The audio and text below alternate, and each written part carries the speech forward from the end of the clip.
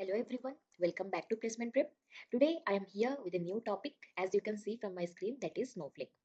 If you are from AIA Modern Data Engineering domain, then this is the most common and demanding topic. This is commonly used in data warehouse project. Now coming to the definition of Snowflake, it is an analytic database or a data warehouse as a service, or we can say it as a software as a service. Now let me explain you about what is data warehouse and what is software as a service in detail. Starting with software as a service. Software as a service is basically a cloud service model, meaning in which way a cloud is providing a service, that is the cloud service model. And there are three types of cloud service model. That is IaaS, that is infrastructure as a service, PaaS, that is platform as a service, and software as a service, that is SaaS. In software as a service, we only need to take care of the data. REST application, runtime, middleware, operating system, and virtualization will be managed by Snowflake, and storage, server, and networking will be managed by cloud. Let me give you one common example to clarify how software as a service works. For example, you want to have pizza. For that, you have gone to the restaurant and you have placed the order. This is what only you have taken care. Rest how to prepare the pizza, the ingredients, the stuffings, the plate, like everything the restaurant people have taken care. Like, and after preparing the pizza, they have served you in their plate. Like that, here in software as a service, we only need to take care of the data. Rest everything will be either taken care by Snowflake or cloud. I hope I'm clear about how software as a service works. Now coming to what is data warehouse. Data warehouse is basically a centralized and organized storage for storing large amount of structured data, making it easier to analyze and to make informed business decisions. It allows business to consolidate data from various raw sources and after doing the extraction, stores them in a data warehouse, which can be further used for efficient reporting and analysis. I hope I'm clear like what is data warehouse. Now, how Snowflake is different from other databases. In general, there are two types of architecture. Like all the databases having two types of architecture. One is shared disk architecture and another is shared nothing architecture. In shared disk architecture, all the nodes, as you can see from this diagram, all the nodes are connected to a common storage. But here the disadvantage is if this common storage encounters any issue, this will disrupt the performance of all the connected nodes. This will lead to potential downtime or loss of data for many users. Now coming to share nothing architecture, here all the nodes are isolated to each other and they share their individual storage. But here the disadvantage is this is less efficient for certain tasks that requires collaboration or sharing of data. What Snowflake does is Snowflake combine the best of the both architecture, that is shared disk and share nothing. Hence, it is having multi-structured shared architecture. This makes Snowflake scalable, cost-effective, and user-friendly. Now, I will explain you about like what is Snowflake architecture. So, the Snowflake architecture consists of three layers, that is the service layer, the compute layer, and the storage layer. Let me explain you all the three-layer function one by one. Starting with the service layer provides multi-factor authentication, means this ensures the user who is logging in is a legitimate user or not. Then it creates the query execution plan, means whenever we are writing any query in Snowflake, the service layer one will create one execution plan to decide what will be the efficient way to process the query. After creating the execution plan, it will send to the compute layer for further processing. It also optimizes performance. Like how Snowflake optimizes performance, like in the service layer, there is metadata cache, there is query result cache that stores the frequently accessed data. As a result, Snowflake doesn't require to go and fetch the frequently accessed data again and again from the storage layer. We will discuss more in detail like how Snowflake optimizes performance later in this video. Now coming to the compute layer. The compute layer like this is the unique layer of Snowflake architecture. Here we can create virtual warehouses. What is virtual warehouses is like virtual warehouse is basically a compute resource consist of RAM, CPU and the disk area. SSD is basically a cache memory that stores the frequently accessed data. And virtual warehouse like this dynamically allocate resource in Snowflake to adjust the number of workload. For example, if the number of workload increases or if the number of concurrent query in Snowflake increases, it will automatically scales up to adjust the number of workload. It ensures that the other workload that is running simultaneously with the present workload is not getting impacted.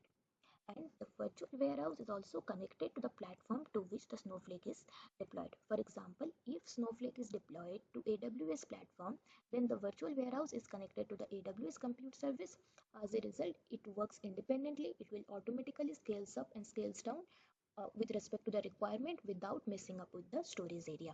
This leads to the faster execution and faster processing of query.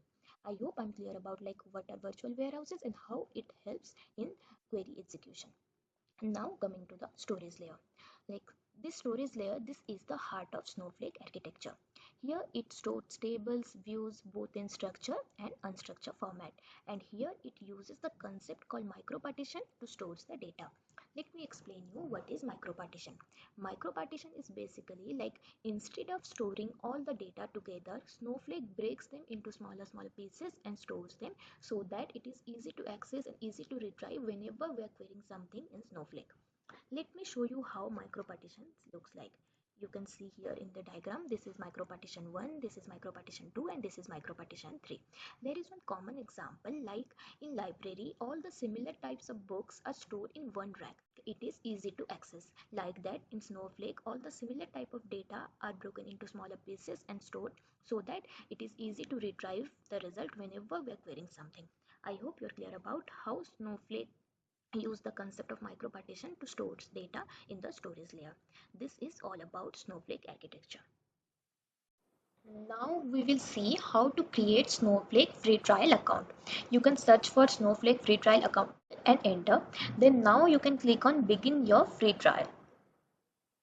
Then here you can give your first name, last name, company, email ID and your role. For example, here I am selecting others, then continue. Then you can select the enterprise, like in which edition you want to deploy your Snowflake. For example, I am here selecting the enterprise edition. We will discuss about the edition of Snowflake after this free trial account is created. Now you can select like in which cloud service provider you want to deploy your Snowflake. For example, here I am selecting AWS. Here like you can also select Azure or GCP. Then you can select the region, then click on the checkbox and get started. You can skip this. Then you can select in which preferred language. You can select, for example, here I'm selecting SQL and Python, then submit. Then in your email, you must have got one link to activate your free trial account. You can activate that account and you can use the free trial for 30 days. Now moving ahead to Snowflake edition, as like while creating the Snowflake free trial account, you must have seen like there are these three edition like in Snowflake, that is standard edition, enterprise edition, business critical edition. In addition to this, there is one more edition, that is virtual private Snowflake. In standard edition, it is having all the features. For example, it provides multi-factor authentication, it is having time travel feature, it is having failsafe feature, it provides data sharing feature. Like what is time travel and what is failsafe, we will discuss further in this video. For time being, just remember in standard edition it also provides these features. Now in enterprise edition, it is having all the features that the standard edition has. In addition to this, it is having like 90 days of time travel and 7 days of failsafe feature. Now moving ahead to the business critical edition. In business critical, it is having all the features that the enterprise edition has. In addition to this, it provides like it enhances data security, data protection, and it also provides personal connectivity. Now moving ahead to virtual private Snowflake, like this provide dedicated resource that is particularly designed for you. This is all about Snowflake edition. Now moving ahead to virtual warehouse. As I have already discussed about virtual warehouse, now we will see how we can create virtual warehouse in Snowflake. You can copy the syntax. Then let's go to the Snowflake environment. So this is the Snowflake environment. Here you can paste the syntax, like that is create or replace warehouse name, for example demo warehouse, with warehouse size we are defining like this is the by default size extra small, and maximum cluster count we are giving 3. Means whenever the number of concurrent query increases, max up to like 3 cluster it will scales up. Now here we are providing auto suspend, like after 5 minutes suspend it, and auto resume is also true. Now here we are writing create or replace, like if this warehouse doesn't exist then create it, and if it exists then replace it. Let me run this. Now you can see here the demo warehouse is successfully created. Now we will see about Snowflake interface and tools. The in which way we can connect to Snowflake. The first way is using UI, that is the web interface. Then the second one is command line interface, that is using SnowSQL we can connect to Snowflake. Then the third one is drivers and connectors, means using drivers and connectors we can also connect to Snowflake. Now moving ahead to the data loading process in Snowflake. In Snowflake there are two types of data loading. One is bulk loading, that can be done using copy command, and the another one is continuous loading, that can be done using Snowpipe. Before we understand about data loading process, we need to understand about like what is the stage area. Stage area is basically the intermediate area between source and the data warehouse. Basically what we do in data loading, we used to take the data from source and we used to load it to data warehouse. Before we do this, we need to put the data in stage. So now we will see how stage works. You can see in this diagram, like first let me explain you about stage. As I have already said, like stage is the intermediate area between source and data warehouse, and it is divided into two parts, that is name internal, like that is internal stage and external stage. And internal stage is again divided into three parts, that is named internal stage, table stage and user stage. uh, you can see from this diagram, external stage is basically used to load data from the cloud storage that is externally available, that is not connected to the Snowflake. Means cloud storage can be AWS bucket, Azure blob or GCP. And internal stage is the stage area like that is used to load data from on-premise system, that is from your local to Snowflake table. Starting with the internal stage, you can see internal stage is of three types, that is named internal stage, table stage and user stage. Starting with the name internal stage we can create it, we can update it and we can modify it. And what exactly happens is we can connect using SnowSQL, we can like first we can create the name internal stage in Snowflake, and using SnowSQL we can connect we can load data from on-premise system to the name internal stage using put command. After that we can use copy command to load the data from named internal stage to Snowflake table. You can see here from this, like first source to, like we need to bring the data from source to stage, then from stage we can use copy command to load to data warehouse in case of bulk loading. So how named internal stage works is, we can create one named internal stage, then we can use we can using SnowSQL we can put the data from on-premise system to name internal stage. After that we can use copy command to load the data into Snowflake table. Now moving ahead to table stage and user stage. Table stage is basically like every table is associated with a table stage. Whenever we create any table in Snowflake, at that time, at that instant only, the table stage is created. And we can only load one table using that table stage. Like yeah, means for example, now we have created one table in Snowflake. At that time, one table stage associated with that table will be created. And we can use that table stage to load the table. But here the disadvantage is we can't update, modify or drop the table stage. Now moving ahead to user stage. User stage, like every user is associated with a user stage. And it is unique to every user, and each user can't access each other's user stage. And table stage is basically used when we want to load lots of data into Snowflake table and many users need to access that same data. At that time, we can keep the data in table stage and many user can access to it and we can load it into Snowflake table. And coming to user stage is basically used like when we want to load our own file into Snowflake without anyone else getting in the way. It's like your own private space for data. This is all about Snowflake internal stage. Now coming to Snowflake external stage. Like this external stage is basically used to load data from the external storage area or the cloud storage, that is from AWS S3 bucket or Azure blob or Google storage area. So once the data is loaded into external stage, from the external storage area, we can use copy command to load into Snowflake table. This is all about like how we can load data either from on-premise system or from cloud storage area into a Snowflake table using copy command. Now we will do assignment, like how to do this in Snowflake. Before going to start the assignment, I need to note down one more thing, that is when we are doing bulk loading and using copy command, the copy command use virtual warehouse to load data into Snowflake table. Without virtual warehouse, this action cannot be performed, because what virtual warehouse actually does is, when the number of concurrent query or when the workload increases, without keeping the query in a queue till the virtual warehouse is free for further execution, it dynamically allocates resources to handle the workload that improve or enhance the performance. Now we will start with the assignment, like how to load using named internal stage. For that we have to create the database, that is create database, then database name, then create table, then create the named internal stage, that is create stage, stage name, file format, then type, field delimiter, and here I'm mentioning skip the header. Copy this and go to your Snowflake environment. My database and schema is already created, so I'm not writing that.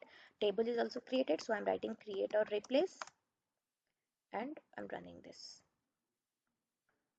Then create the name internal stage. Here also I'm writing create or replace because this also exists in my system. Okay. Now moving ahead, we have to put the data from on-premise system to the named internal stage using SnowSQL. SnowSQL like is already installed in my system. You have to install it. After that, you have to go to the command prompt. Let me show you the version of SnowSQL installed in my system. That is SnowSQL version.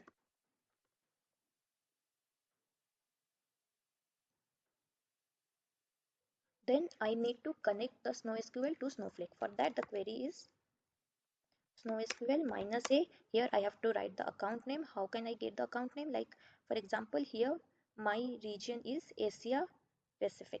You can see here. So you have to go to admin, then go to accounts. From here you can copy this locator, go back to your worksheet, paste it. Then the account name is from here to here. The account name and the region. Then -u, you have to mention the username. Here username is my name, then enter. Then enter the password.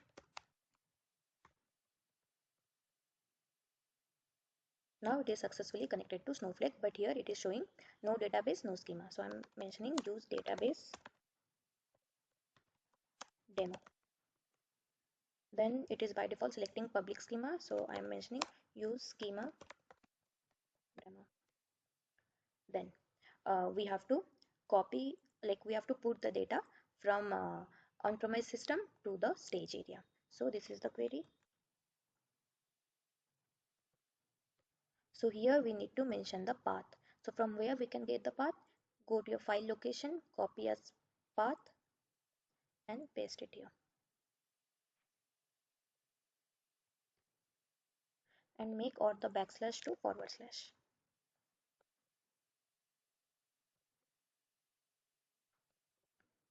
Okay. Now we are good to go. Copy this entire thing and paste it in like SnowSQL.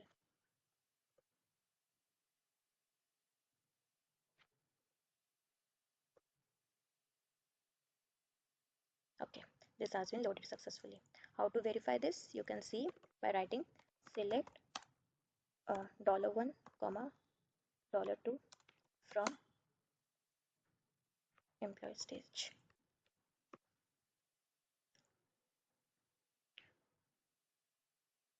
You have to mention here at the rate.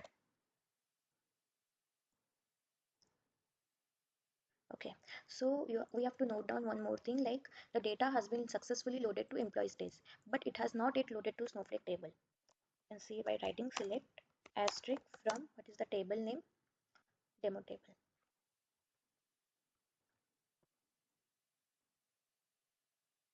So this is the one of the advantage, like without loading the data into Snowflake table, we can query the data available either in external state, like external storage or from on-premise system using, like once the data is available in the stage area, we can query it. Now we have to load it into Snowflake table. So we can use this copy into table name from stage name. Run this.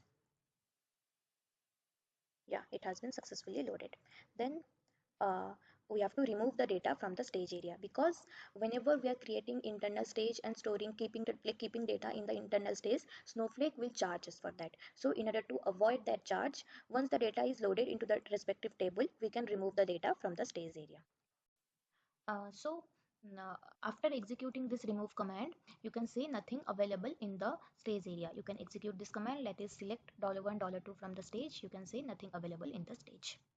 Now we will see how to load data using external stage when data is public. Let me remind you one thing, like we are using external stage when the data is available in the external storage area. External storage means either we are storing the data in AWS S3 bucket or in Azure Blob or GCP. Now here in this tutorial I will be using AWS S3 bucket. So let me go to the AWS platform, and here this is the AWS console. You can create your account, and here now we are going to create the S3 bucket.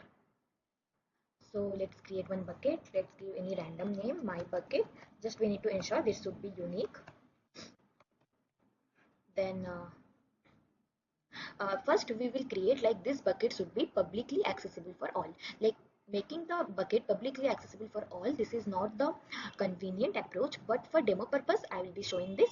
After this I will also show you, like, when the bucket is not publicly accessible for all, how to load data using, like, from external storage to Snowflake table using storage integration. First let's create one S3 bucket.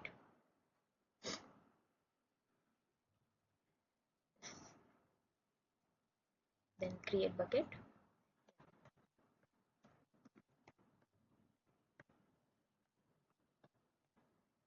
Then uncheck this because we are not, like, we will be making it publicly accessible for all. Then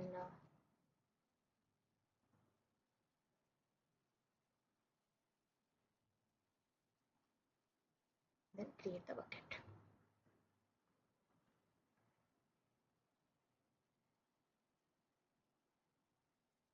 Okay, the bucket has been created. Now we have to load, like, upload something inside the bucket. I have created one random employee details. You can check here. Let me open this.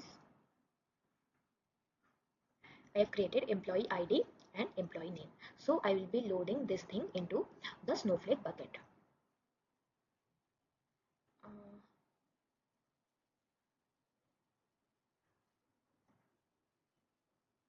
yes, these things I'm going to load in the Snowflake bucket. So here click on this bucket, then upload, add files, then upload. Okay, so though we have made the bucket publicly accessible, in the like here in the permission we have to, like, define the same in the policy. Yes, this is bucket policy. Click on edit, then policy generator. Here make it S3 bucket, then this will be asterisk, then give all action, then here provide the ARN number. This is the ARN number, then add statement, generate policy. Copy this, and we can paste over here, then save the changes.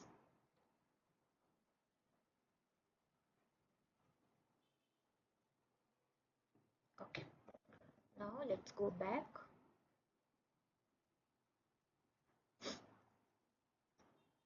Okay, so here it is only list, right? Let me click over here and click this everyone public access, then save the changes. Okay, now we are good over here.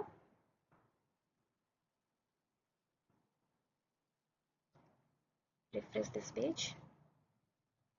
You can see here this is publicly accessible for all. Now let's go to the Snowflake. Here what we can do is we can first create the Snowflake, like, one external stage. Let me create that stage. Then here provide the bucket URL.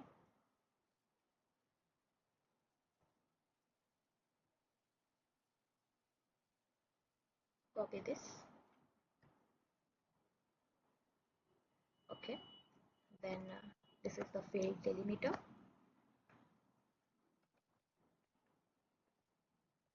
Okay, now create the stage. Yes, so there is one difference between internal stage and external stage. Like, when we are storing the data in the internal stage, Snowflake charge cost till the time the data is available in the internal stage.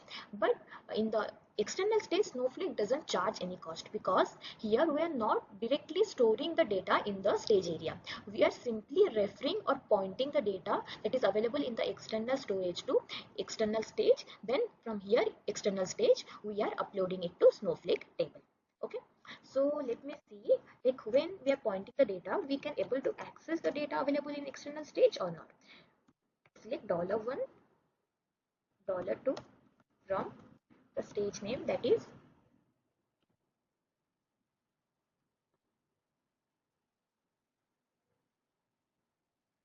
there is still some access issue. Let me check here.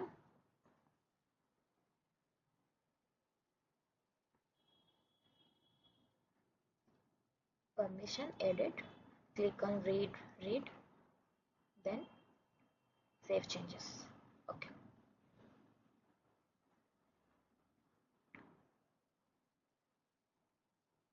Yeah, you can see the data are available in the stage area. So the advantage of stage is, as I have already mentioned, like before loading into Snowflake table, we can able to access the data once it is available in the stage area, either in internal or external stage. Here you can see in the external stage, we are only pointing the data that is available in the external storage area. Still we can able to access the data.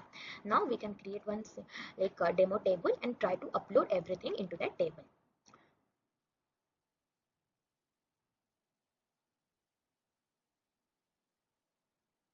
So copy this, create table.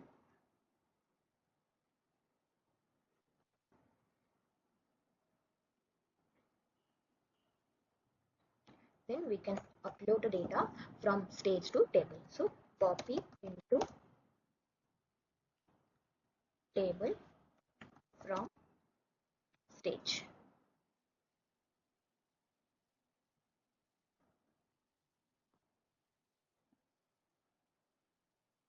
You can see the data has been loaded when the bucket is publicly accessible. Now you can see select asterisk from table.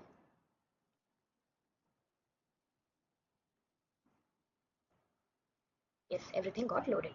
I hope I'm clear like how to load data from external storage to Snowflake table when the storage is publicly accessible for all. Now we will see how to load data same from external storage to Snowflake table when the bucket here is not publicly accessible.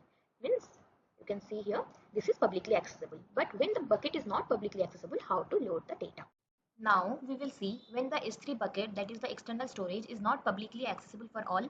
At that time, how we can load data into Snowflake table. Here during this time we have to create storage integration.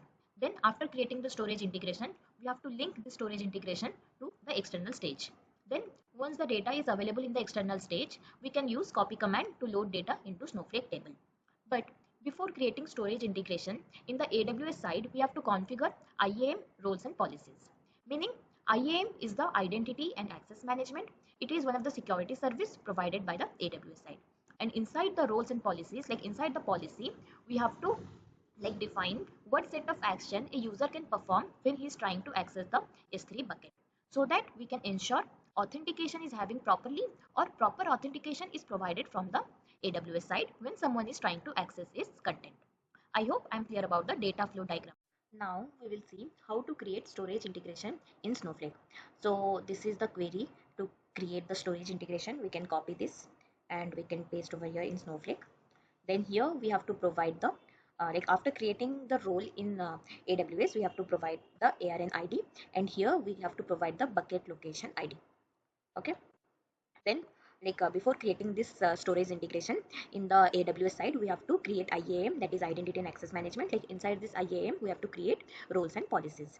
So let me first create a policy. Then in the policy, we can define what set of action a user can perform. For example, put object, get object version, like that we can define. Then here we can provide like a create policy. Then here in the JSON. Yeah, like before this, let me first create the bucket. Like here we have to create the bucket, and here the bucket will not be publicly accessible for all. So create bucket, then provide some random name, my bucket. Okay, then we have to like click here block all public access, then create the bucket.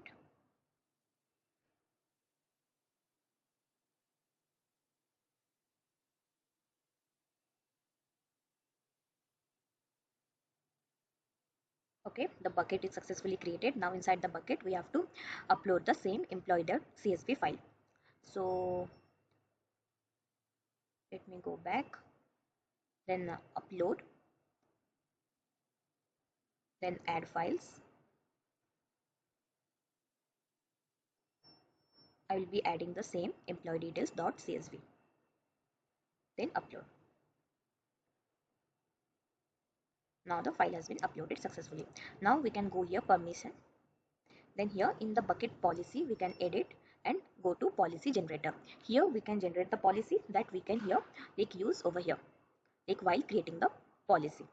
Okay, like we can generate the policy from here and we can use the policy here like while creating the policy in the identity and access management. So here click on S3 bucket, then principal should be asterisk. Then here we can give put object, get object. Where is this is get object, put object, get object version, get object version, then delete object, delete object, delete object version.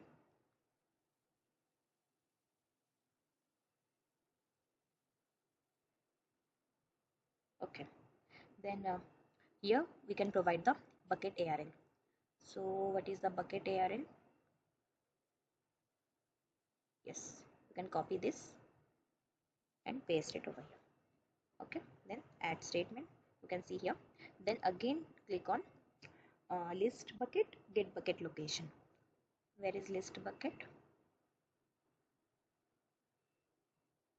List bucket, then get bucket location.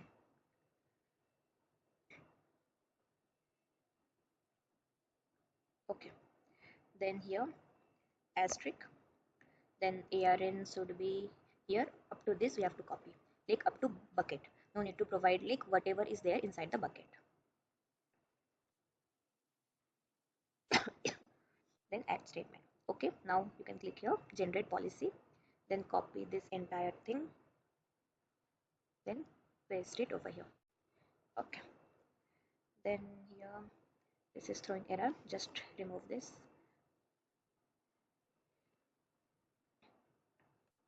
Okay, then this is also throwing error. Then we are all good. Then click on next, then give the policy name as demo.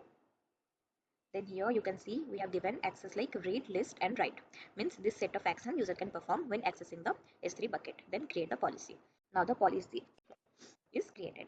Now we can go to roles, and inside role click on create role, click on AWS account and use this account and click required external. Now we are giving this external ID once the role is created and we are creating the storage integration. At that time the Snowflake will generate some external ID. At the time we can configure this. Then next, then click here search for demo policy.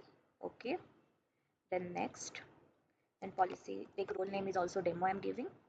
Then create role. Now the role is also created. Now click on demo role, copy this ARN number, then go to Snowflake and paste it over here.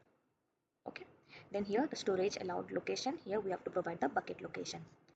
So this is my bucket, so we can copy up to this and paste.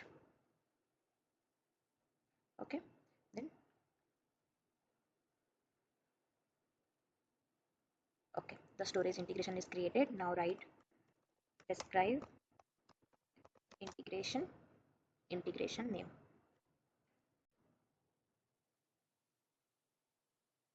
Now you can see Snowflake is generating this external ID and this ARN ID. So we need to educate AWS, like whenever someone from Snowflake trying to access the S3 bucket, we have to like the AWS has to give the access. So we have to configure this and this in the AWS side in by building the trust. So go to here role and go to where is the role? Yes, this is role. Then click on trust relationship, then edit trust relationship. Then here in the external ID we have to configure the ID that has been generated by the Snowflake, so that AWS will understand like which user is trying to access. so that it will provide the required access. Then here in the AWS, we have to provide the ARN ID that has been generated by Snowflake. So you can copy this and paste it over here. Okay, so now we have educated the AWS, means whenever someone from Snowflake trying to access with this ID, then give the required access, then update the policy. Okay, now we are good. Now we will create a file format, means by default it will take the type of the file that we are uploading in the bucket. It is a CSV file, and the field delimiter I am keeping as comma, and skip header one means it will skip the header and will consider from this A2. Then again I'm telling field optionally enclosed by, here I'm providing double quotes. For example, here there is one more column that is take address, and here address is like Jarka comma Jajpur. Okay, so at that time, if I'm not writing field optionally enclosed by, it will take Jarka in one column and Jajpur in other column. But we want Jarka and Jajpur both in one column. For that reason, we can write like this, and here we can save here within double quotes. So that in the file format, when we are mentioning file optionally enclosed by, it will take both this Jarka and Jajpur in a single column. I hope I'm clear about this. Then we can copy this, then paste it over here. This is CSV field delimiter. Okay, then run this. Okay, then we have to create the external stage. Copy this. Okay, and here we have to provide the bucket location. So we can paste from here. This is our bucket location, and here we are mentioning file format as demo format. Then create this.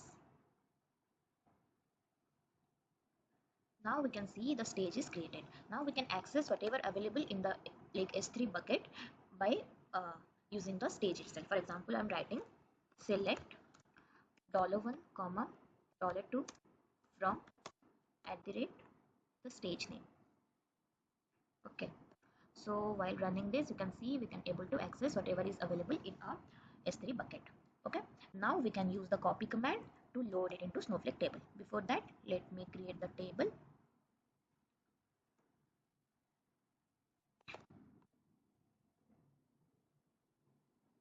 Then we can use copy command. Okay, so for example, now I'm writing up to this. Copy into table name from the external stage. Then it is loaded. We can do select asterisk from table.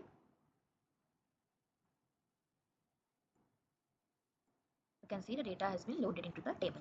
For example, after writing this, if again I'm running the same thing, you can see it will not load it, because it is here showing zero file process, because it will configure if the same like data we are trying to upload at that time, like it will do only upload one time. So if we have to forcefully upload this, at that time we can mention force is equal to true. So you can write up to this, force equal to true. Then now you can see it will upload.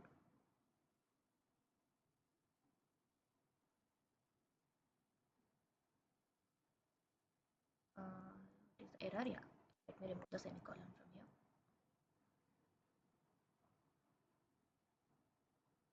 Okay, it has been loaded again. Now let's do again, select asterisk from table.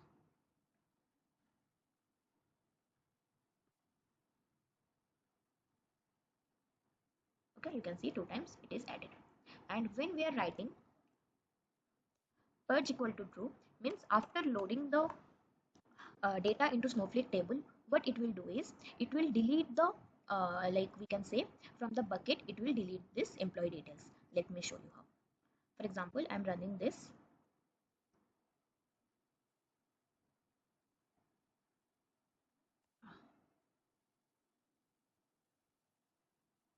So after loading this, you can see now there will be 18, like select asterisk from table, there will be 18 rows, because the same thing got added 3 times.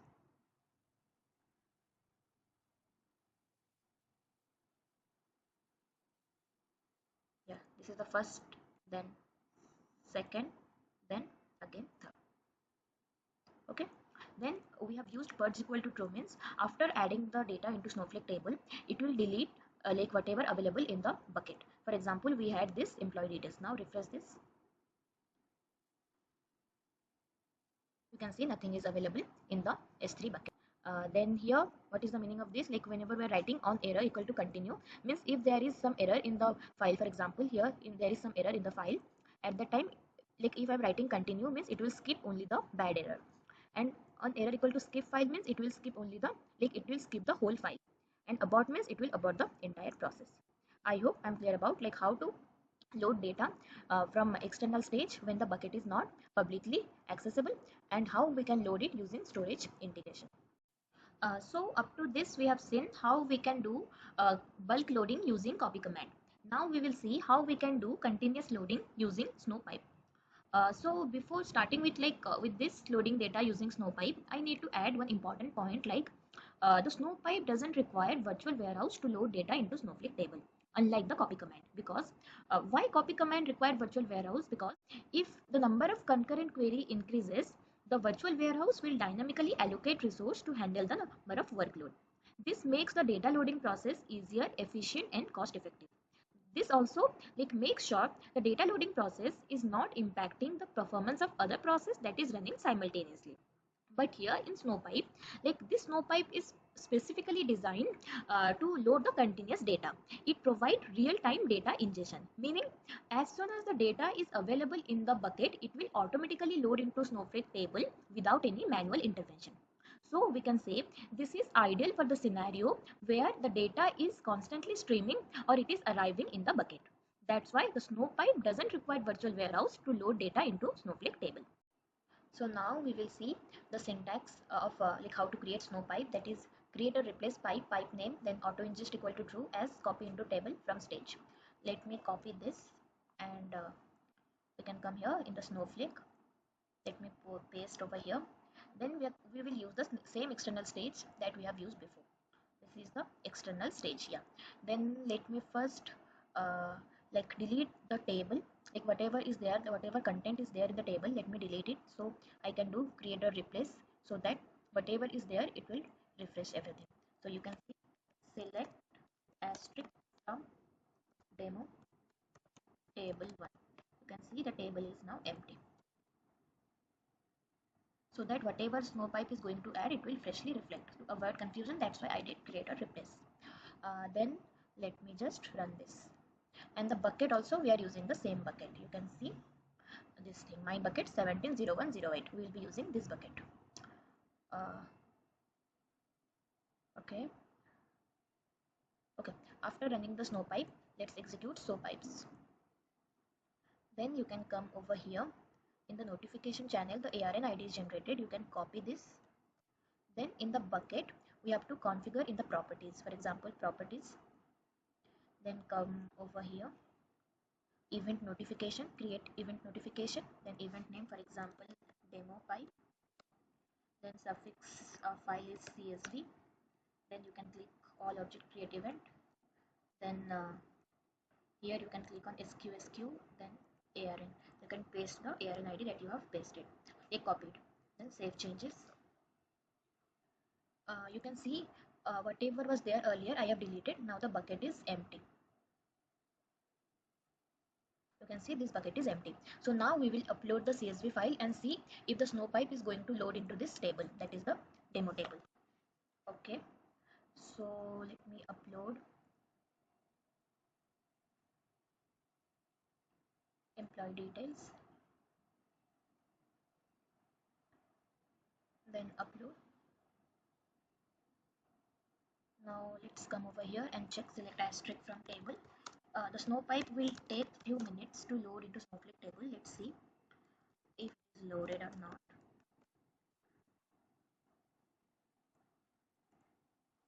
Now this is empty. We can wait for some time.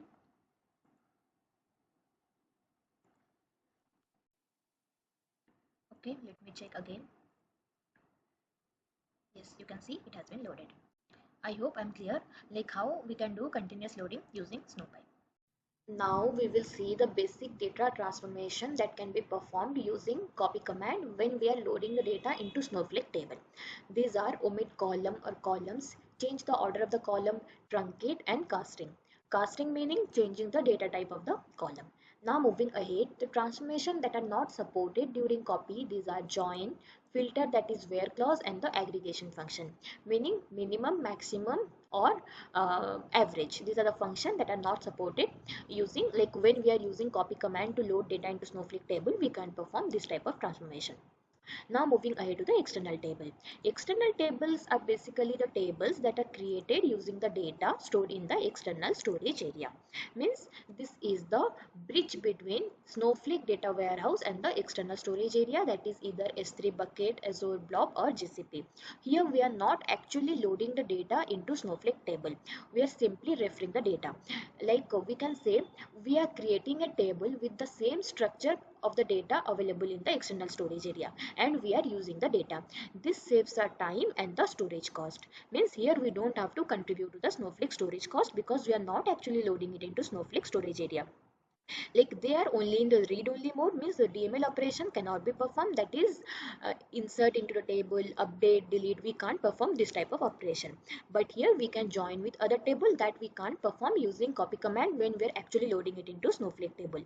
But here we can use the join with other table, and it allows you to query the data available in the external storage area. Means the data, like when we are creating the table with the same structure of the data available in the external storage area and same format and location, at that time we can query the data available without actually loading it. I hope I'm clear about the external table. So now we will see the unloading or exporting data from Snowflake.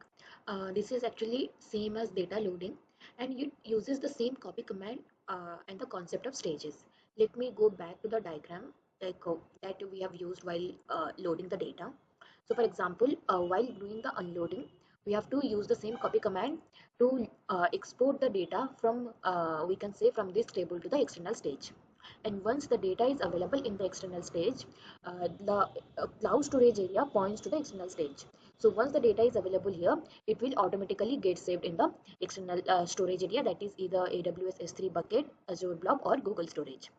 Now coming to the on-premise system, we can use the same copy command to export the data into the name internal stage or table stage or user stage. Once the data is available over here, we can use get command in SnowSQL to download the data into the on-premise system. So this is the unloading is completely same as data loading, and that it works in reverse of data loading process. I hope you are clear about how the data unloading works. Now we will see about continuous data protection. Means if a user by mistake deleted something, like deleted a huge volume of data or a database or a schema by mistake, then it can be retrieved back up to a certain period. And for that, the Snowflake provide two features, that is the time travel feature and the failsafe feature. In this, if we have deleted something by mistake, we can retrieve it back to a certain period. So let me explain this with example. Let me come here. Yes. For example, whenever we are creating a table and anything is inserted, updated, or deleted, at that time a new micro partition is written. And this micro partition are immutable in nature. Immutable meaning once they are created, we can't change them. For example, entirely is one table. Okay, so for that reason, this is micro partition 1, the yellow part, this is micro partition 2, and this is micro partition 3. For example, from this table, when we are deleting this yellow part, it will not get here from this micro partition 2. One new micro partition 3, like 4, will be created, and this table will point to micro partition 1, 3, and the 4. Here the micro partition 2 will be deleted. But the thing here is it will still be available this micro partition 2 in the disk, and using like a Snowflake time travel feature, we can retrieve it back from this micro partition 2. So this is how the time travel or failsafe feature works. Means even if we are deleting the micro partition and the new micro partition is created, means even if we are deleting something, a new micro partition will be created, but in the disk this micro partition 2 is still available, and it can be retrieved back. For example, if we are using enterprise edition, then it can be retrieved back up to 90 days, means 3 months. I hope I'm clear about how this time travel and failsafe feature works. Let me explain you. Okay, so here the time. Let me explain one more thing. the like time travel features, like this is like if you are using, as I have already explained, this is like if you are using enterprise edition, then we can have time travel feature up to 90 days, means whatever we have deleted up to 90 days we can retrieve it back. And the failsafe feature, this starts after the time travel period ends. For example, we have deleted something and we have not retrieved it back up to 90 days. After that time also we have 7 more days in the failsafe feature to retrieve it back.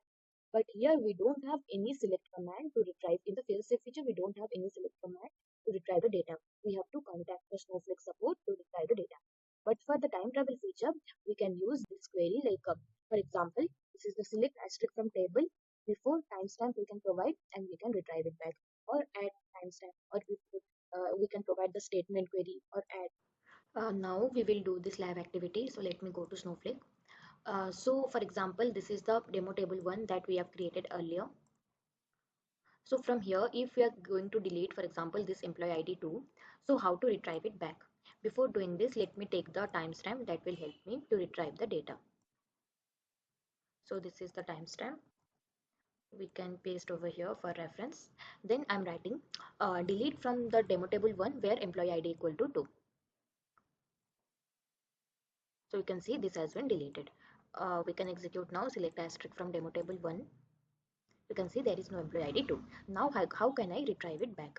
So in order to retrieve the data like employee ID 2, we can use like either like before timestamp equal to this, means we have executed the delete statement before this timestamp. So we can use this before timestamp and we can provide the timestamp to retrieve the data back.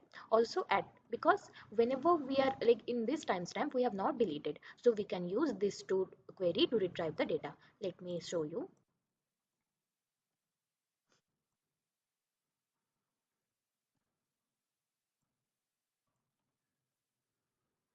Okay.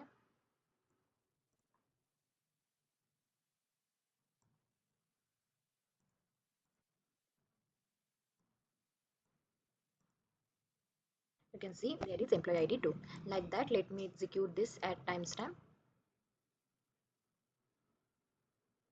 This also retrieve the employee ID 2. I hope you are clear about like how we can retrieve the data. Like that, we can also use the query ID to retrieve our result. For example, here I am executing like employee delete from like demo table 1 where employee ID equal to 3. Let me run this and take the query ID.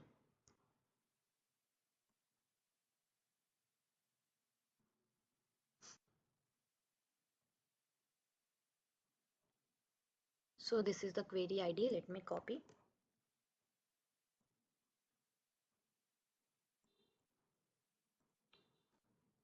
Okay, so here we can write delete from the like select from the table demo table 1 before the statement equal to like before the delete statement I want the data. So I can paste here like this query ID, select asterisk from demo table 1 before statement equal to this.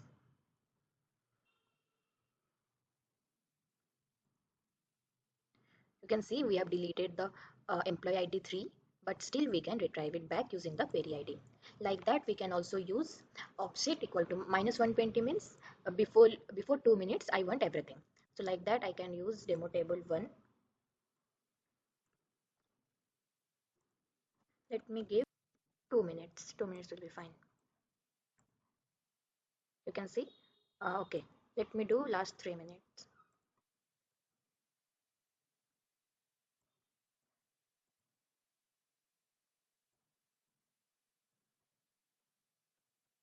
Last 4 minutes. Yes, so we have first deleted employee ID 2, then 3. So whatever we have deleted, we can like retrieve back. Now we can see, for example, I'm doing drop table demo table 1.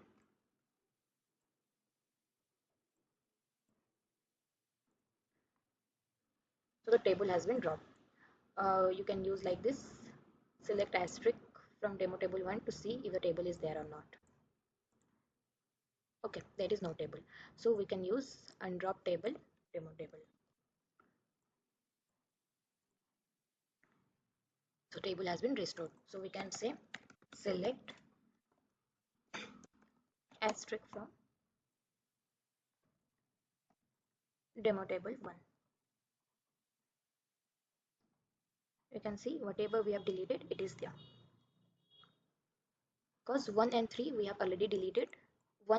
Employee ID 2 and employee ID 3, that's why it is not reflecting. But whenever by mistakenly we have deleted one table, we can retrieve it back. Like that, we can also, unlike by mistake, if we are deleting the database, we can retrieve the database as well. I hope we're clear about how the we can say the continuous data protection works. Like if by mistake we are deleting something, how we can retrieve it back using the time travel feature, using this statement, for example, using timestamp, using the query ID, or using the offset or unwrap table. Now we'll see about like how the failsafe feature works. The failsafe feature, as I have already discussed, it will start after the time travel feature ends, and it provides the 7 days feature during which the historical data can be recovered. And here we don't have any select statement like the way we have for time travel. We can contact the Snowflake support to retrieve the data using the failsafe feature. Now we will see about types of tables in Snowflake.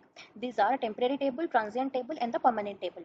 Before going to start with the tables, let me remind you, just now we have discussed about the time travel and the failsafe feature in Snowflake, using which if by mistake the data has been deleted by the user, the historical data can be retrieved back using this time travel and the failsafe feature. But for that, the Snowflake is charging certain amount of cost for this. So in order to reduce the cost to minimum, we can use the temporary table and the transient table. Starting with the temporary table having the time travel feature up to 1 day, and they don't have any failsafe feature. But the disadvantage of temporary table is they will automatically get dropped once the session is terminated. And in which worksheet, particularly for example, here in this worksheet, I'll be declaring the temporary table, means I will be creating. So I'll not able to access this temporary table in some other worksheet. Let me show you. So this is restricted to a worksheet as well. uh, Select asterisk. So when we are trying to access in the particular worksheet, we can able to access, and when we are trying to access in some other worksheet, we'll not able to access.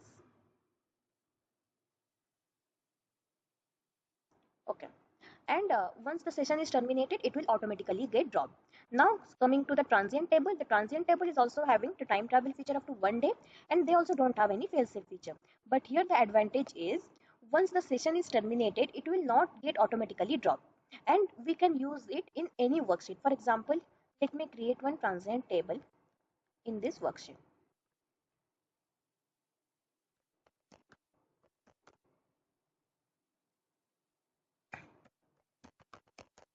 Okay, so let me first try to access that in some other worksheet. For example, here I'm trying to access this. You can see we will be able to access. Okay, and these are not restricted to any particular session. So any user or any session with the required amount of access, they can able to access the transient table. So this is a good solution for the certain task that requires the data to be stored for a shorter period of time.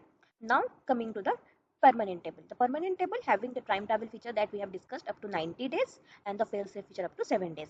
But for this, the Snowflake is charging lot like huge amount of charge. So like when the our ask is we want to store the data for a certain period of time, we can use either temporary table or the transient table.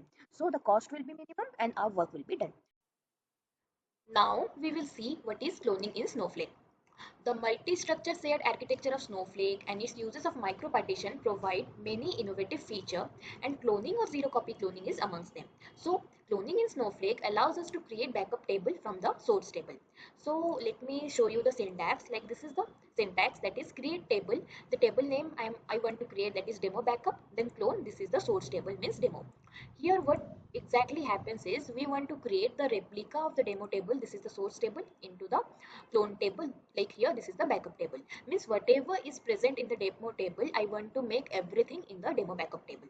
So once I execute this statement, the backup table will be created. Now both the source table and the backup table will point to the same micro partition, because here there is no actual physical copying of data. Hence this eliminates the use of extra storage space in Snowflake whenever we are creating one backup table from the source table. So this is all about cloning. And when and where we can use cloning is, for example, we have one table. Take this is the above table. It is having huge amount of data, and we want to make some changes in the table without impacting the data. At that time, we can create the backup table using the clone statement. Means whatever data is present in the source table, we will keep everything in the source, like in the backup table. Now both the backup table and the source table will point to same micro partition, that is here 1, 2 and 3. Now whatever change we want to do, we can do in the source table. Here there is one important point to note down, that is whenever we're creating the backup table from the source table, both the tables will be independent to each other. So whenever we are making any change, for example here in the source table I am doing some modification, so at that time new micropartition 4 will be created. Now the source table will point to micropartition 1, for example now 3 and 4. It will not point to micropartition 2 because we have done some modification. At the same time, the clone table, that is the backup table, still points to micropartition 1, 2 and 3. So here we can see whatever data we want to keep safe, that is still there in the backup table, and what modification we want, we can still do in the source table. So this is how we can use cloning in Snowflake. Now we will see how cloning works with time travel feature. For example, this is the demo table we want to create, and we are inserting some data into the demo table. Then we are updating some value, means wherever employee ID is 2, update the name from Rimsa to Naz. Then I want to create the backup table, like demo backup table from the demo table 1, but before the update happened. So at that time I can provide before the timestamp, means before doing the update I will take the timestamp and I will put it here. Now let me do this exercise in Snowflake. You can see here we will be creating the demo table 1. Now we will be inserting the value.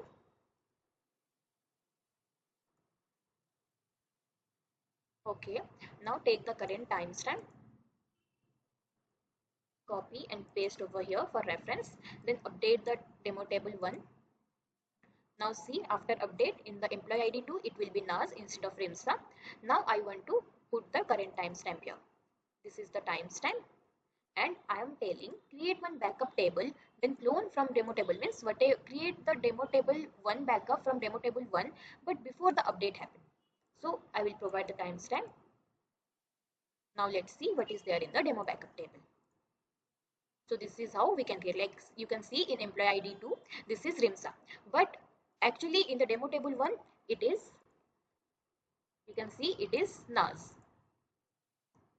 So we have created the demo backup, like demo table backup before the update happened. So this is how we can see, like we can use time travel feature in cloning. Now we will see about data sharing in Snowflake. Historically, sharing data from a data warehouse to any data platform was a cumbersome process. We need to extract the data from the table and send it via email or drive. And the data which was sent was the copy of the original data. And if any changes happens in the original data, we need to extract the data again from the table and send it again. But Snowflake solves this problem with this unique data sharing feature. Here, no data is actually moved or copied. The shared data refers to the original data and its underlying micropartition. So, if any changes happens in the original data, it will automatically reflect in the shared data.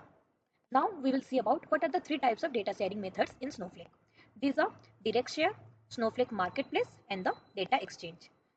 Starting with the direct share, in direct share, we can share data from one Snowflake account to other Snowflake account, or from one Snowflake account to reader account, meaning we can share the data from Snowflake account to some other account who is not there in Snowflake. Now we will do live activity, like first we will be sharing data from one Snowflake account to the another Snowflake account. For that we have to create 2 Snowflake account. One will be the data provider and one will be the data consumer. And to make it simple, we have to keep the region and the cloud service provider as same.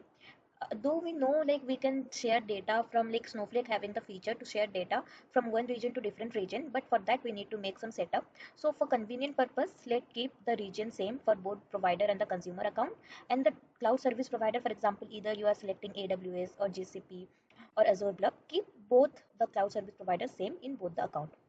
Then we have to, like this is the provider account, so in the provider account we have to create a share. Then we have to add database schema table to the share, then add consumer account. And here in the consumer side we have to create a database from the share, then access control configure security for new databases, then query shared data using own compute. And here we need to mark down one point, like the consumer account don't pay any storage cost for the shared data that we are sharing from the provider account. But whatever query the consumer account is querying on the shared data, for that reason it has to pay some charges, because whenever the consumer account is querying on the shared data, this result in the uses of consumer account compute. For that reason, query on the shared data is charged to the consumer account. Now we will see the live activity. This is like, let me create this thing, copy this thing. We have to create the share. Then let me go. For example, this is my one Snowflake account and this is my another Snowflake account. Take this is as the provider account and another one is the consumer account. So here I need to create database. One second. Let me take this as the provider account. The another one is the consumer account. So create share name. Let me give the share name as share demo 1. Then we have to provide what I have mentioned. Add database schema table to the share. So here we have to write like grant uses on database. We have to give the database name. For example, we have created a database as demo and the schema as demo. So we can write grant uses on database. Database name is demo. To share name is demo share 1. Then grant uses on schema name is also demo. To share name. Then grant select on table. So which table? Take this demo table 1 that we have recently created. Demo table 1 to share name.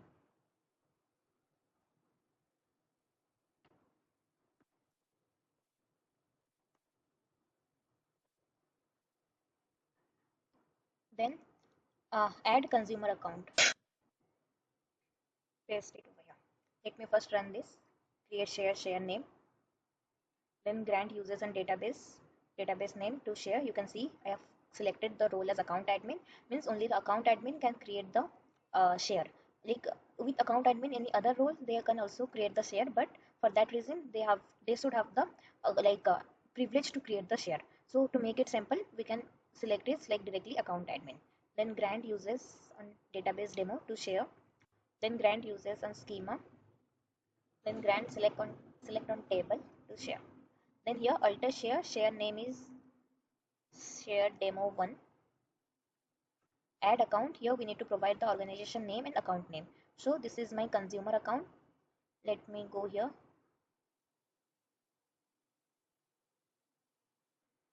So this is the organization and this is the account name.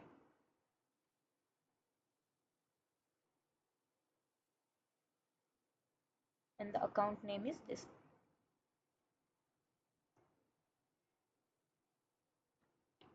Let me remove this angular braces. Then execute. Alter share name, add account.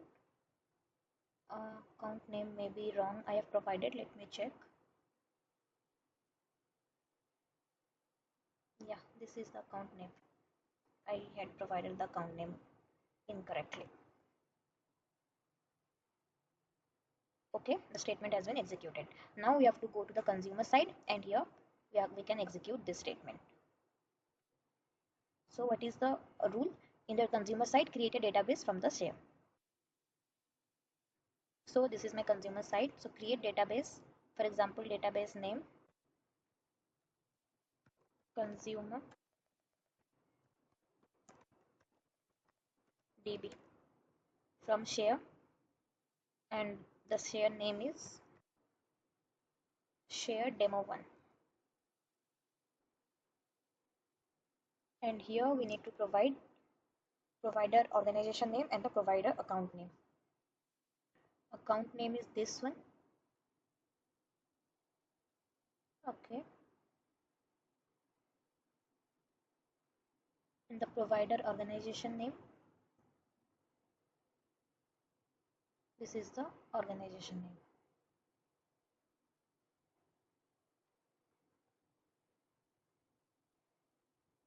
Okay, I think we're all good. Yes. Let me execute. Create database name from share this.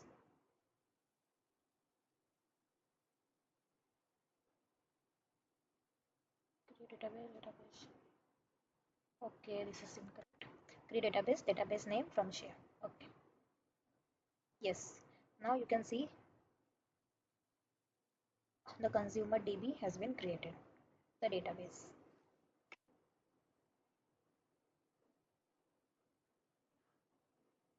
and we can able to access, like for example here the table is demo table 1. You can see select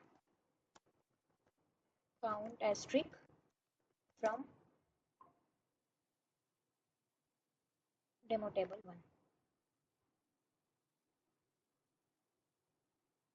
Count is 6. Let me execute the same in the consumer side. Here we can provide the DB is consumer DB, schema is demo. You can see here the table demo table 1, we do have the access. So select count asterisk from that, CON.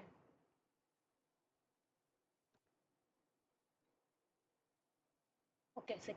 And here also you can see whenever we have executed this statement, create database name from share this, here in the consumer DB that we have created, and under the demo schema the table has been created, that is demo table 1, but this table is from the provider account demo table 1. So this is reflecting here also. Let me do some change.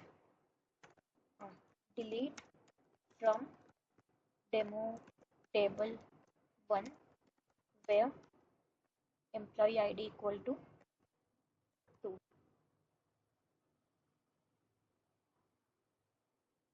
So let me see, select count asterisk. So 5.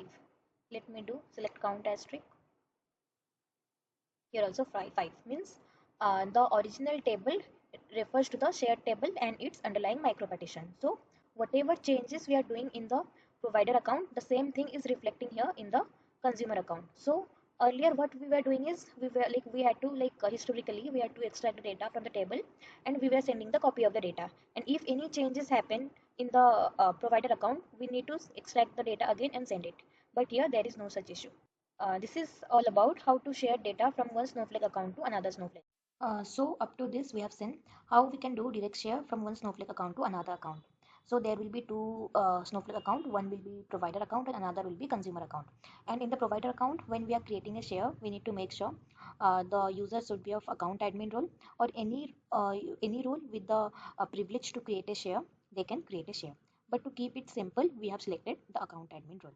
Now we will see how we can do direct share from one Snowflake account with a non-Snowflake account. For that, let me navigate to Snowflake. Okay, so here we have to come like data product, then private sharing, then here the reader account. Then we have to create the new reader account. Let me give the account name as vendor123. Then username we can give reader account. Just remember this username, we will be logging with this ID. Then password also, whatever you are setting, just remember that. Okay, confirm the password. Okay, then create the account. It will take a while for the reader account to get created. You can see now it is in pending state, so let's just wait for that till the reader account is created. Okay, so now it is created. Let's copy the locator URL and go to new tab. We can paste the URL in the new tab, then enter.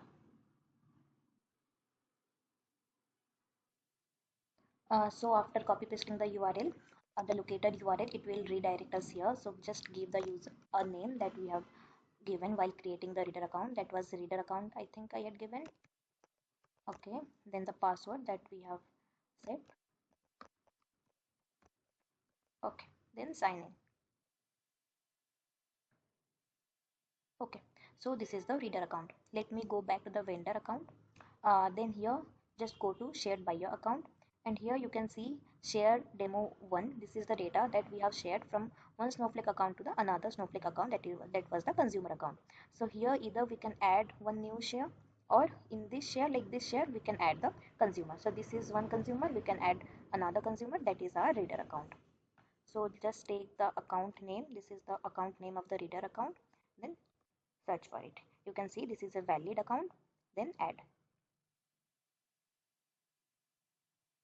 Okay, it is, you can see this is this is Snowflake account, that like this data share demo 1 we are sharing with one Snowflake account and another is the reader account.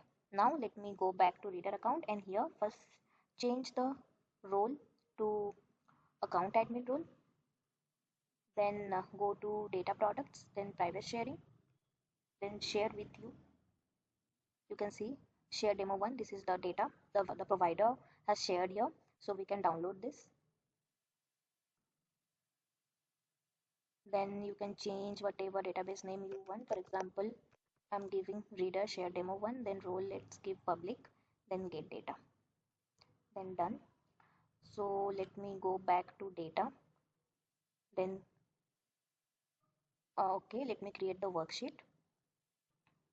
You can see reader share demo 1.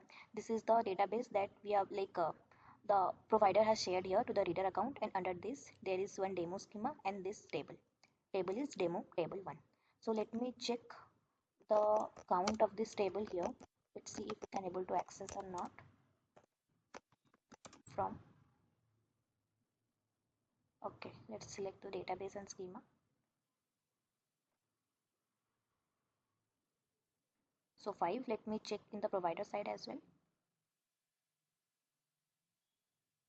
Here also it is 5.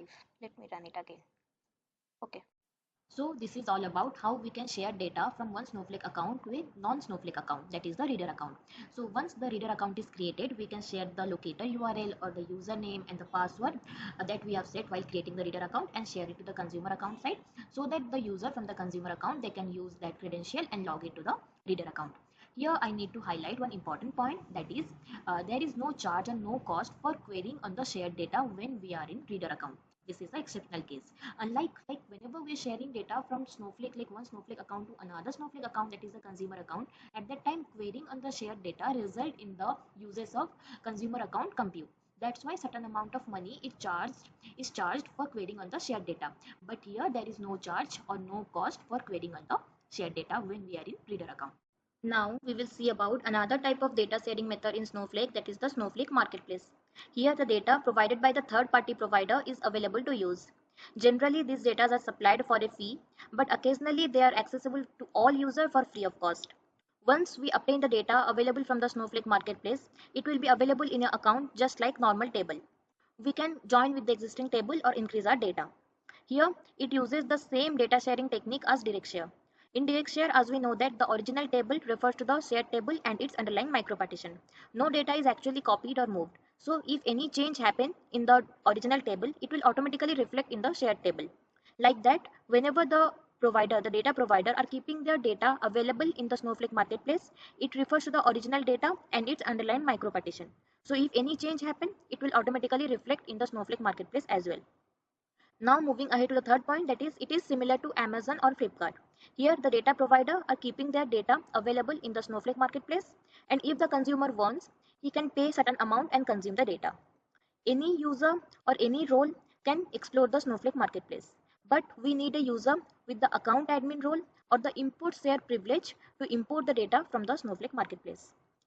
Now we will see how we can import the free data that is available in the Snowflake Marketplace and how we can use that. So let me first go to, this is the Snowflake Marketplace. Let me go to the free data. You can see these two are the free data. Let me import the COVID-19 data, then get this data. Before this option, okay, get the data. Okay, then let's query the data.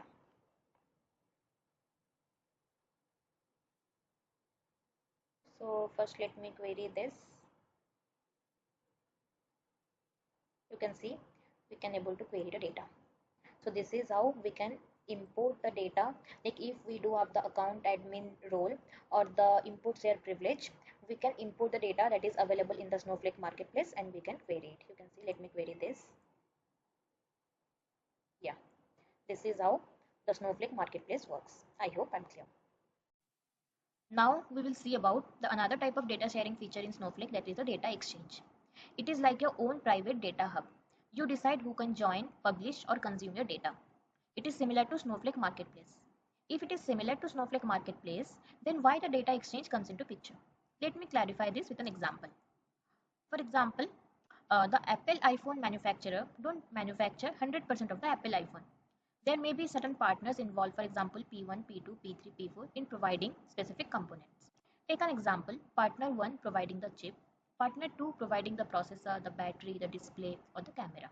Here there is a requirement for the manufacturer to share the data amongst these partners, or there is a requirement for partner 1 to share the data with the partner 2 or vice versa. So we can see here there is a need to share the data with limited number of users. So technically if we think, the Snowflake marketplace can solve this problem. But here we have to list down to how many number of user we have to provide the or grant the access and personalize this. So that is a queue version process. If we think about direct share, we have to list down n number of partners we can say to whom we have to grant the access. That is also difficult. That's why the we can say the manufacturer or the administrator can create data exchange hub and provide what set of action or grant what set of action the partners can perform. For example, here the partner 1 can both do publish and consume on the data exchange hub. On the other hand, we can see the partner 3 can only consume. Like that, the partner 2 can do both and partner 4 can do only consume. Like this, the administrator or the manufacturer can manage what set of action the partner can perform on the data exchange hub. So this is all about Snowflake Data Exchange and why it comes into picture. There is one more point that to add on, that is the Snowflake Data Exchange may not be enabled by default for all the account.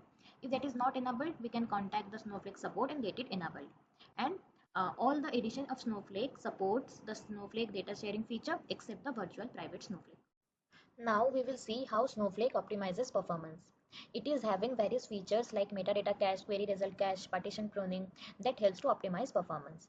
Let me start from the very beginning, that is the first step towards query execution. Start with the cloud service layer, that is the top layer of Snowflake architecture.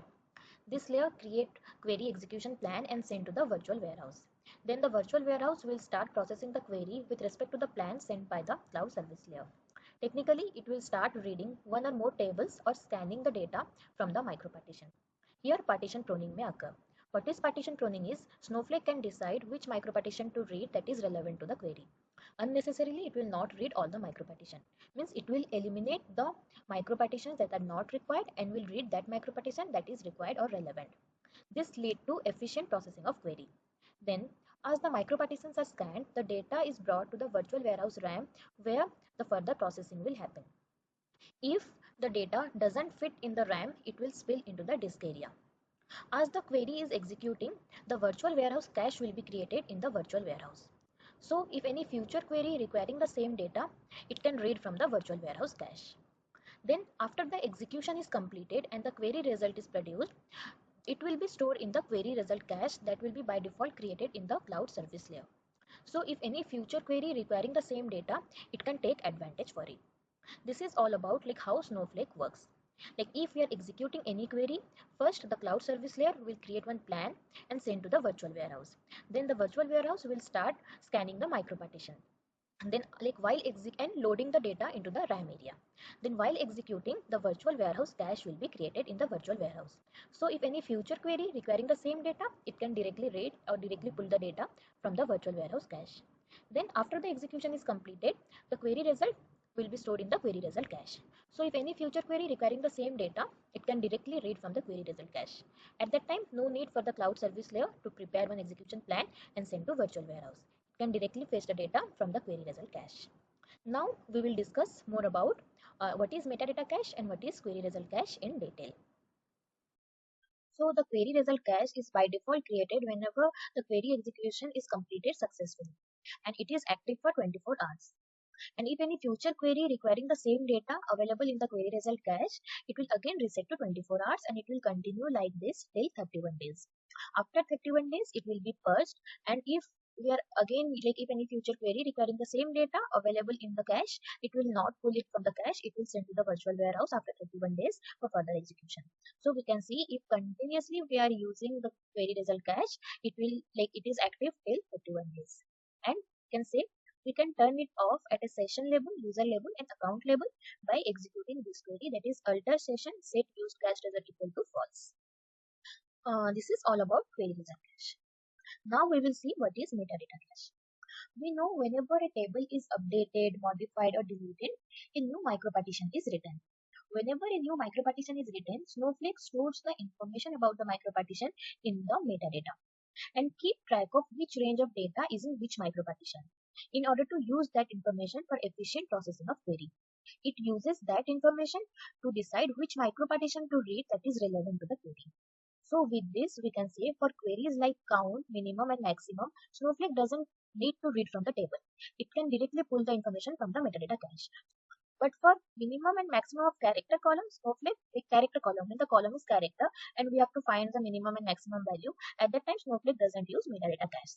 So now we will see what is query profile. Query profile is the graphical representation of a query execution, or we can say it shows the execution detail of a query. Let me show you the Snowflake. For example, so this is the data that we have imported from the Snowflake marketplace. Let me first execute this. Now you will see the first execution, it will take some time to fetch the result. Why? Because in the first run, it will send to the virtual warehouse. It will prepare the execution plan, send to the virtual warehouse for processing. Let me show you the query ID. You can see this is the query profile. Query profile is basically, you can say, the graphical representation of the query execution. Then here you can see partition scanned is 1%, partition scanned from cache. The first round it is 0%, byte scanned is 0.33. Then let me run the same query again. Then here, like whenever we are running it again, you can see like as soon as we run this, instantly we can see the result. Why? Because it will pull the data from the cache memory. Let me go to the query ID. You can see it use the cache, like it reuse, that is 100%, means the data has been fetched from the like cache area only, either metadata cache or query result cache or virtual warehouse cache. Let me execute one more query. For example, I'm running this, select date, country, region, province, state. Okay, let me run this. You can see it is taking a while to produce the output. Let me go to the query ID. Here you can see this is the like what is query profile? Query profile is the like a graphical representation of a query execution or the execution detail of a query. This is the execution detail. You can see total number partition scan is 2, partition scan from cache is 0.0%, byte scan this. Then let me again run the same query again. You can see in the next round it will directly pull from the cache area. Okay, let me go to the query ID. You can see 100% reuse. So like this is all about like what is query profile and how the query like Snowflake optimize performance, how the query result cache, metadata cache, virtual warehouse cache works. In partition pruning, that is I have already explained. Like Snowflake will decide which micropartition to read that is relevant to the query. It eliminates the large number of micropartition and therefore it improves query performance significantly. So this is all about Snowflake. I have tried to cover all the major topics. If you're having any confusion, please feel free to comment. I will try to clarify the doubts as well. And if you find this video helpful, please do like, share and subscribe to my channel. Thank you. Have a good day.